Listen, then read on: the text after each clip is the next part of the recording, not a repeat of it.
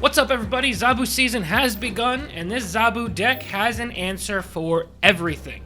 I'm still figuring out a couple of the slots, but the kind of main thing of the deck is it is a Darkhawk deck, kind of a Darkhawk shell. So you got your Korg, your Widow, your Darkhawk, Wong, Absorbing Man, and Rock Slide with the occasional Odin to really just try and keep your opponent's deck just stuffed to the gills with cards to keep Darkhawk nice and beefy. But that's not all we do. We also have a lot of the main tech cards in the game to answer things, including Rogue, Shang-Chi, and Enchantress. Rogue and Enchantress are especially useful for shutting down opposing Zabu, or Rogue stealing a Zabu. And then we kind of fall back into, if we need to, we've got Dr. Doom and or Odin to go wide with. So it's really just meant to feast on other Zabu decks. So your Shang-Chi will take down any of the rescues that get played, if Jessica Jones gets buffed. So this is kind of the jack of all trades, master of none version of a Zabu deck. Kind of just in pure total raw power output. I don't think it puts out as many points as some of the other decks, but I think the collection of tech cards makes it so that it's positioned pretty well. Being able to shut down, opposing Silver Surfer's Wong with either Rogue or Enchantress or both, having two answers to opposing Zabu, having Darkhawk go wide, Darkhawk go tall, Dr. Doom go wide. You've got a lot of different options in terms of ways to try and win the game. So let's take it on to the ladder. I played a little bit last night, just testing the card and testing the deck. I've not played very much this season at all. I mean, I'm recording this at like 8 a.m. the day after the season rolled over, so it's not like how ridiculous that really is. We have a decent starting hand for this. We want some of our other bigger cards, Wong. I was running Crystal in this deck for a hot second. Losing Doom could be a little rough here, because I feel like we might need Doom to win this lane. We don't really have any other cards to win this side. Actually, Korg is one.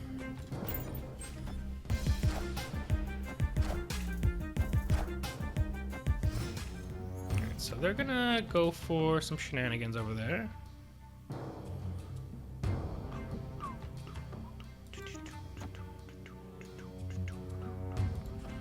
Let's get some rocks into their deck for Darkhawk. We knew Carnage was coming.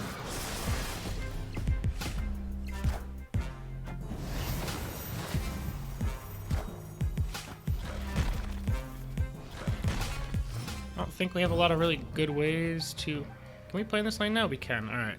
So Zabu helped us out on that front. I just have to decide... I think we're going to Absorbing Man either way here. Gets two more rocks into his deck. And then do we want to fight Darkhawk on the left side? Because Darkhawk will be able to take it. They're gonna draw two more cards after this. We're gonna draw one more card after this, so it's gonna bring them down to 8. So Darkhawk will be strong enough to take that. So let's try that. Okay.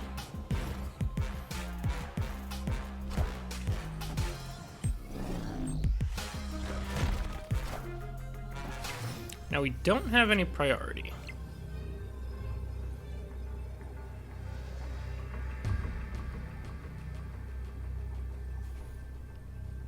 So the tough thing becomes,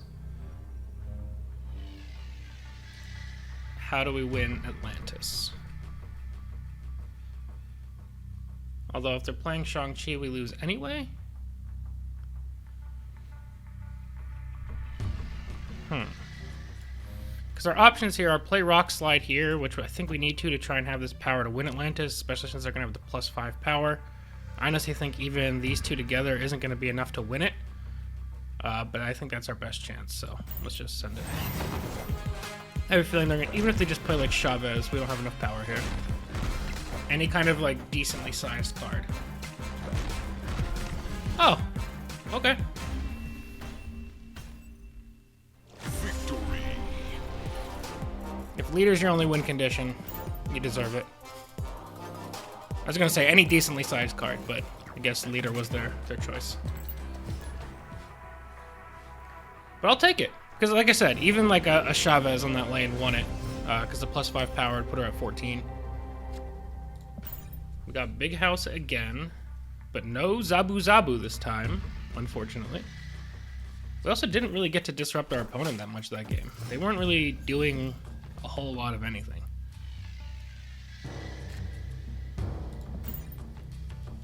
So this is one of the downfalls of this deck, is it does have some potential clunky draws, especially if your opponent's not doing anything that is very disruptible. But we'll see how this proceeds. All it takes is one Zabu and you can dump your hand in a hurry. So like clunky hands aren't the worst thing ever.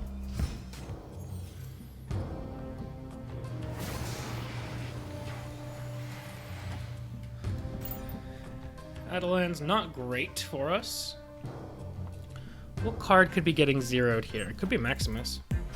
Yeah.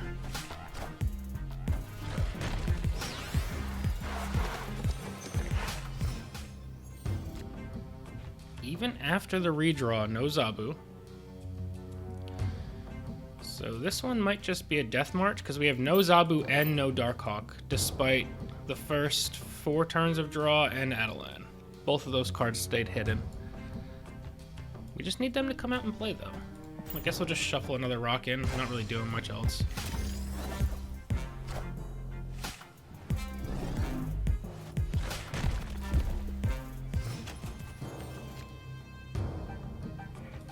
Okay, now we're talking. The only thing is I don't think we really have any good power here. Okay. Systems go. Fortunately, that Sunspot is not strong enough to kill even with Enchantress Shang-Chi. How many cards are in their deck? 6. So we can take this lane with just Darkhawk. But like, the odds of us winning all of these lanes is very low. It's like if we did this, that would put us in the lead there.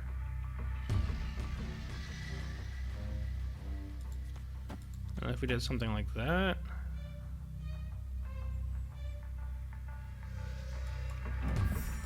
I mean, being down all 3 lanes is not a good place to be in. I also think we should do something like that just in case they play Odin on Arrow. Let's try it.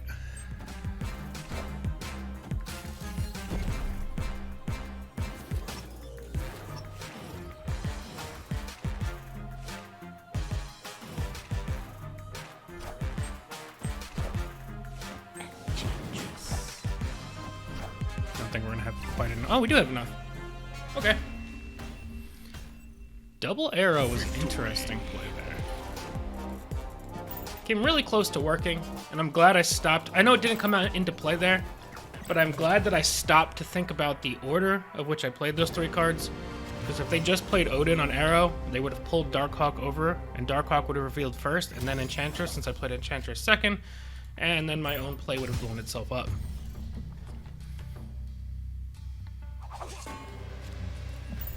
We actually have a decent hand here.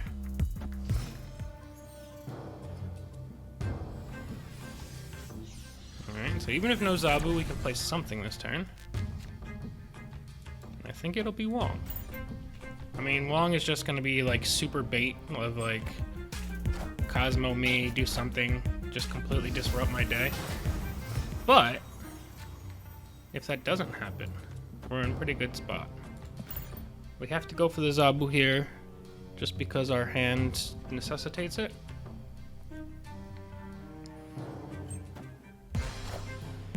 Going for Surfer now. There's no way.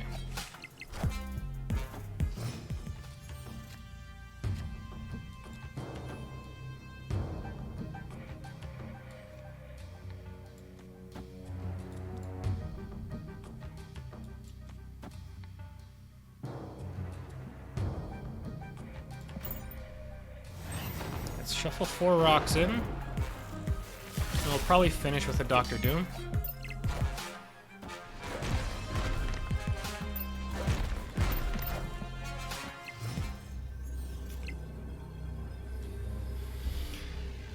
But what's our play if they Shang-Chi here? That'll give them 13. Dr. Doom will give us 10. We won't win that lane. So is that our play? Or do we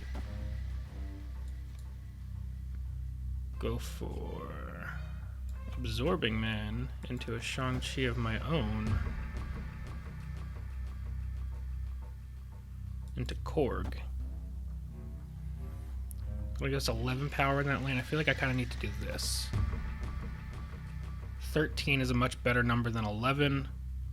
I know this won't double with Wong, but that should be okay.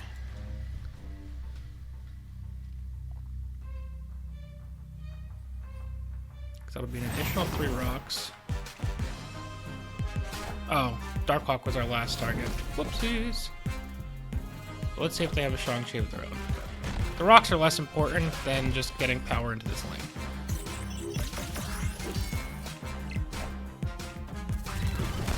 Okay.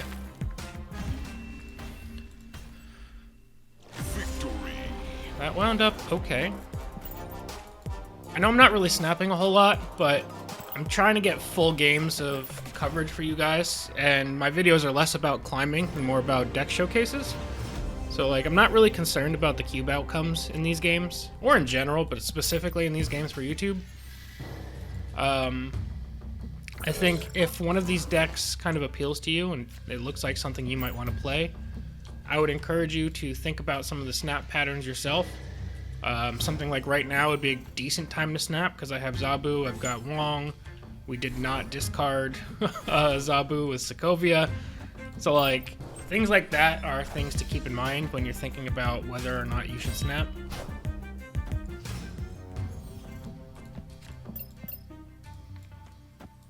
Let's go for the Wong Widow.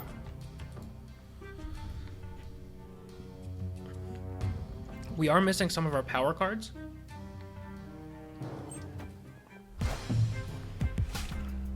This is definitely a Hela deck. So if we can try and make sure they don't draw Hela.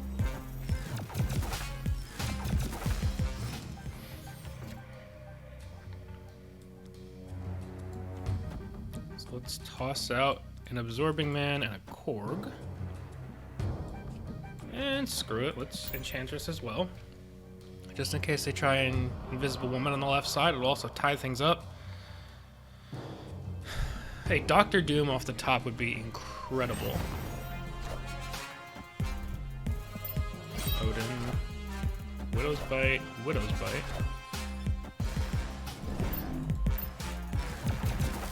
Now, honestly, if they have Hela in hand, and they just manage to dodge her with all of those discards, I think we just kind of tip our cap, say GG's, move on to the next one.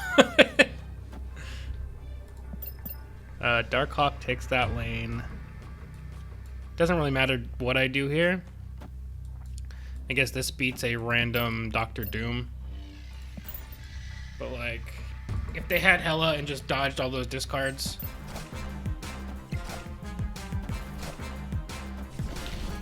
that's a GG's. And shuffling in those rocks in the Widow is kind of like a, if you don't have Hela, you're not getting her. So that worked out pretty well as well. Let's get one last one for this video. As you can see, like, the power output's not crazy, but you're doing a lot of things to really disrupt a lot of the most common game plans. Mainly things focusing around Wong, and obviously since they just released, you're going to see Zabu all over the place as well. Bast. Alright, getting a little froggy here. I see you, Anubis, and I respect you. What do you got for me? Nothing that turn.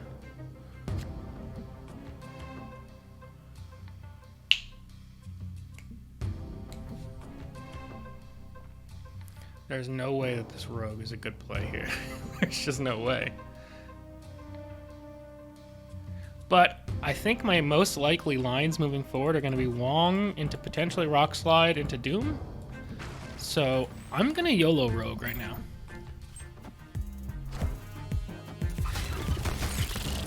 I really thought that that was going to hit, and I was about to just completely flip. Let's get a Wong of our own out. Actually, I think it's now becoming Darkhawk into Doom. This is going to be not negative surfer, best surfer.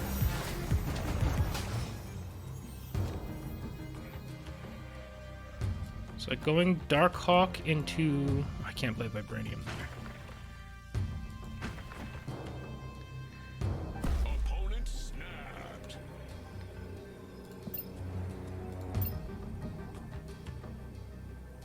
+9 gives them 19 there.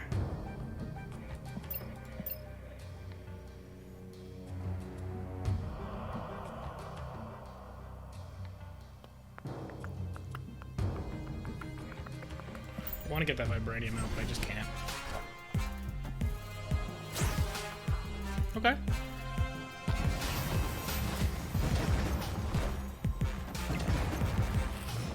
So 3, 6, 9, 12 will give them 25.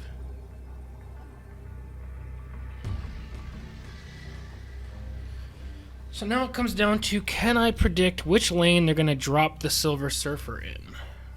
Because otherwise we can win this. Because we can drop 12 power on a lane. The concern being wherever they might drop Surfer plus a potential Maximus.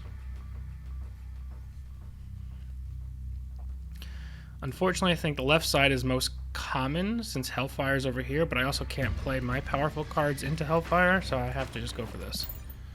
And we'll just see what happens.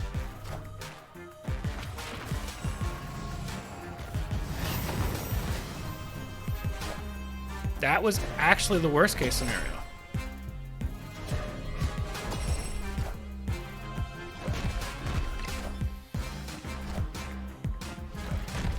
We still actually came close. But the rogue play into the Mystique into Surfer was just too much to overcome there.